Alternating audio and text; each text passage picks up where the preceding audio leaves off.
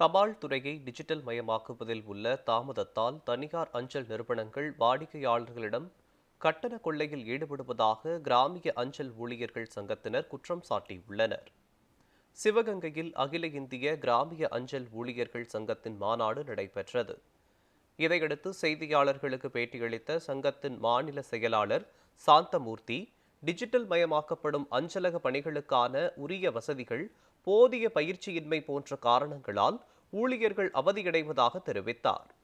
இதனால் தாமதமாக தபால்கள் விநியோகிக்கப்படுவதால் இதனை பயன்படுத்தி தனியார் அஞ்சல் நிறுவனங்கள் கட்டண கொள்ளையில் ஈடுபடுவதாகவும் கூறினார். 5ஆம் தேதி இருந்து ஒரு புதிய திட்டம் உண்டு.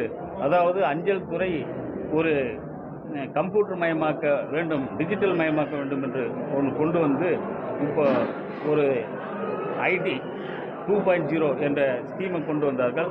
இதில் எஸ்ஓவுக்கும் பிஓவுக்கும் ஒரு பெரிய தொடர்பு உள்ளது. அதாவது எஸ்ஓவில் என்ன வேலை இருக்கின்றதோ துணை அஞ்சலகத்தில் அது பிஓவிலே செய்ய வேண்டிய சூழ்நிலை வந்துள்ளது. ஆனால் அவ்வளோ பெரிய ஒர்க்கை கொடுத்து அதற்கான நெட்வொர்க் இல்லை, சர்வர் வேலை செய்யறதில்லை.